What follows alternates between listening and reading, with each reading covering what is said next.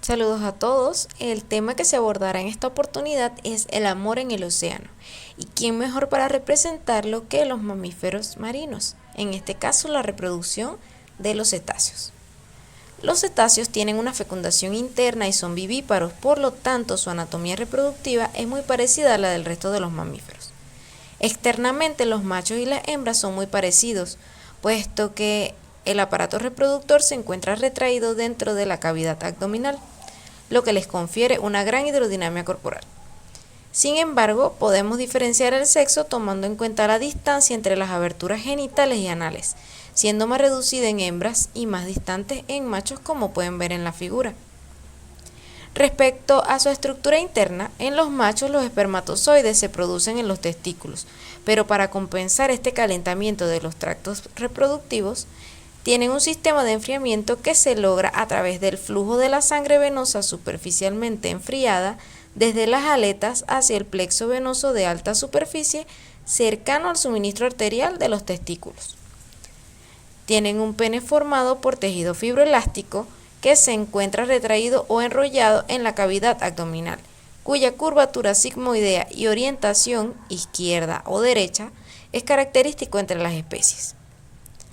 Este se erecta y sale por la abertura genital mediante contracción muscular. En las hembras podemos observar las mismas estructuras que en el resto de los mamíferos.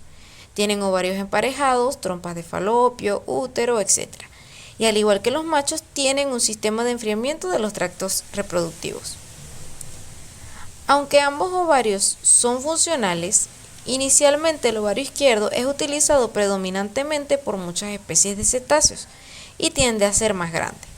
Un dato interesante es que las hembras de mamíferos marinos de cetáceos no experimentan pérdida de sangre menstrual.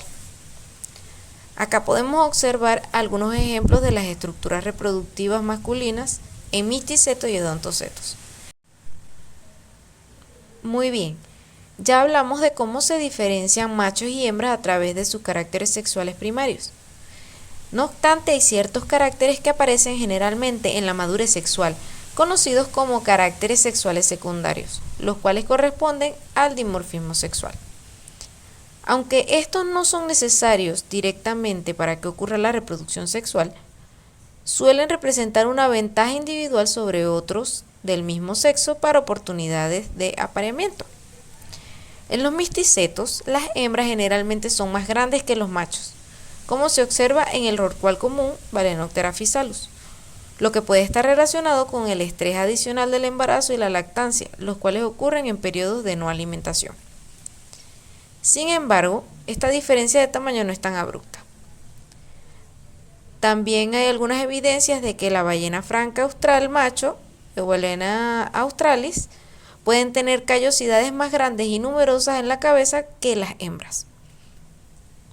En los odontocetos ocurre todo lo contrario. Son los machos los que presentan un mayor tamaño corporal que las hembras. Algunos de los dimorfismos sexuales de tamaño más pronunciado se encuentran en las ballenas cachalote, Physeter macrocephalus, y en la orca Orcinus orca. En esta última también se observa dimorfismo sexual respecto a la aleta dorsal. En los machos esta es mucho más alta, erecta y menos falcada que en las hembras, alcanzando inclusive hasta los 2 metros de longitud. Otros rasgos dimórficos en odontocetos es la dentición llamativamente diferente en machos. Un ejemplo reconocido es el colmillo del narval Monodon monoceros, que en realidad es un diente muy agrandado que puede superar los 3 metros de longitud, el cual se ha señalado que quizá pueda desempeñar un papel en el establecimiento de una jerarquía de dominancia entre los machos.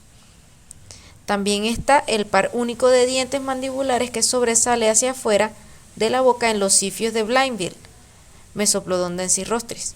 Se cree que esta característica está relacionada con la agresión entre machos en épocas reproductivas. Otras características dimórficas son el tamaño del melón, más bulboso en machos que en hembras, como ocurre en los calderones, pigmentación en áreas genitales, entre otros. Ahora bien, hablemos de aspectos generales de la fisiología y comportamiento reproductivo. Todos los cetáceos son poligínicos, es decir, que los machos pueden tener varias parejas sexuales, al igual que las hembras. Estos pueden competir directamente por las hembras o competir espermáticamente. Esto último ocurre porque los machos buscan copular muchas veces con la hembra, lo cual aunado a la producción de grandes cantidades de esperma, les podría permitir el arrastre o disolución del esperma de otros machos que se hayan apareado con dicha hembra, y así garantizar su descendencia. En misticetos, la madurez sexual se alcanza entre los 4 a los 11 años, mientras que en odontocetos el rango es más amplio, cuya madurez ocurre entre los 2 a 12 años. En cuanto a la gestación, los misticetos tienen un periodo entre los 11 y 14 meses, mientras que en la mayoría de los odontocetos la duración del embarazo supera el año.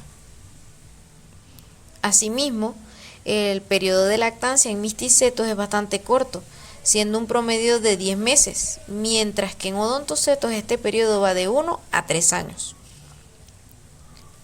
No obstante, estos valores varían de acuerdo a la especie y hay varias excepciones.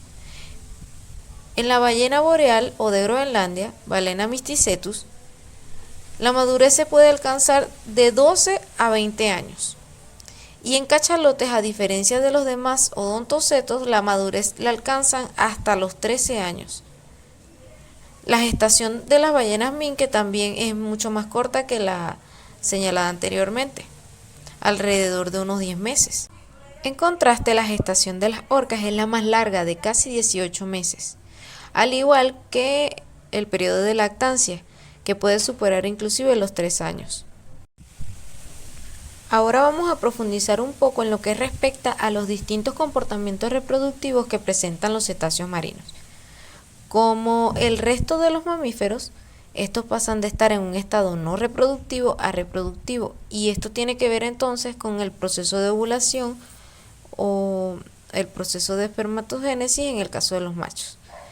La mayoría de los misticetos son poliestros estacionales, con estacionalidad reproductiva discreta. Esto quiere decir que la reproducción ocurre en una región y periodo no específico, y ésta se encuentra separada de las áreas de alimentación. Un ejemplo de ello es la ballena gris, Strictus robustus, quien realiza una de las migraciones más largas desde regiones de alimentación en el mar de Bering hasta la costa de Baja California, México, como ven en la imagen de la izquierda, lugar donde ocurre el cortejo y apareamiento, el parto y la lactancia temprana.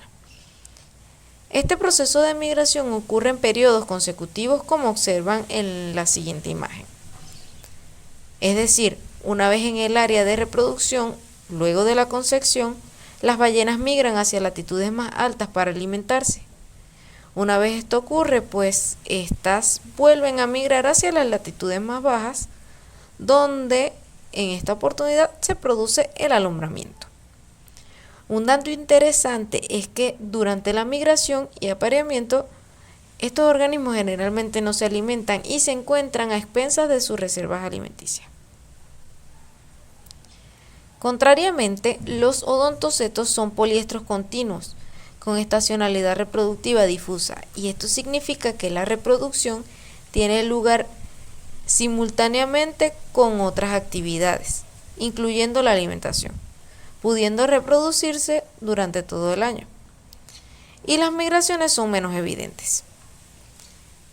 Esta vida menos compartimentada podemos observarla, por ejemplo, en el delfín moteado pantropical Stenella attenuata, quien se reproduce en las mismas áreas donde se alimenta. No obstante, existen excepciones en ambos casos. Observamos poliestría continua en la ballena sardinera o arenquera, Balaenoptera edeni, quien no migra para reproducirse.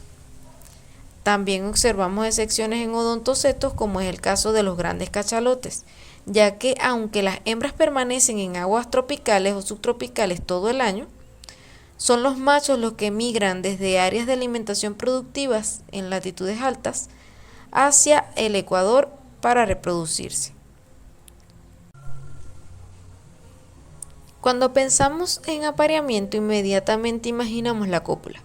Sin embargo, esta suele estar precedida por una serie de comportamientos ejecutados frecuentemente por los machos para llamar la atención de las hembras. A esto lo conocemos como el cortejo. En este sentido ocurren comportamientos de exhibición física y acústica. Un ejemplo de ello son las famosas canciones que realizan los machos de ballenas jorobadas o yubartas para tener la posibilidad de ser seleccionado por la hembra. Estos episodios de cortejo pueden prolongarse incluso por días. La ornamentación física y las cicatrices también son una táctica que permite maximizar su potencial reproductivo. En los narvales, por ejemplo, se presume que el tamaño de los colmillos y la presencia de más cicatrices corporales puede estar relacionado con la calidad reproductiva de los machos y puede influir entonces en la selección de las hembras. Al igual que en los cifios de Cuvier, Cifius cabirostris, respecto a las cicatrices, las mismas pueden surgir por el combate o enfrentamiento con otros machos por la obtención de las hembras, comportamiento que también se ha observado en ballenas jorobadas. Por otro lado, también se han observado alianzas formadas por machos. Estos aíslan a las hembras para asegurarse de que otros machos no tengan la posibilidad de aparearse con ellas. Un ejemplo son las alianzas que forman los machos de delfines mulares o nariz de botella, Turcios truncatus, donde pares o tríos de estos aíslan a una hembra y pueden alternar su acceso exclusivo a ella. Con relación a la cópula, las posiciones comunes incluyen ventral a ventral con la pareja orientada en la misma dirección, o el macho puede montar a la hembra desde una posición no paralela. Además, la intromisión puede durar solo unos segundos, pero puede ser mucho más larga y puede involucrar empujes vigorosos o puede ser también más pasiva. En cuanto al cuidado parental, todos los cetáceos tienen cuidado parental maternal. Su leche es rica en lípidos y proteínas en todos los casos, lo que le proporciona todos los nutrientes necesarios a las crías para su rápido aumento de peso y longitud. Estos organismos presentan altas tasas de crecimiento, siendo la ballena azul la que presenta la tasa más acelerada, aumentando 4 kilos por hora.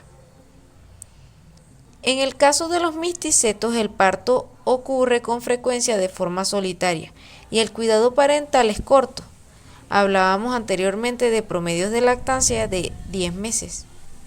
Luego del destete no hay asociación entre madre e hijo, por lo tanto terminan separándose.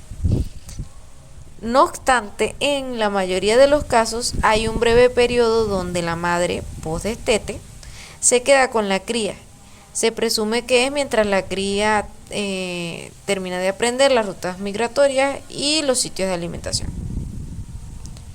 En los odontocetos, el parto ocurre generalmente en grupos sociales y el cuidado parental es prolongado. Hablábamos de entre 1 a 3 años aproximadamente. Aunque es conocido que en orcas este cuidado puede prolongarse, inclusive las crías pueden permanecer toda su vida con sus madres.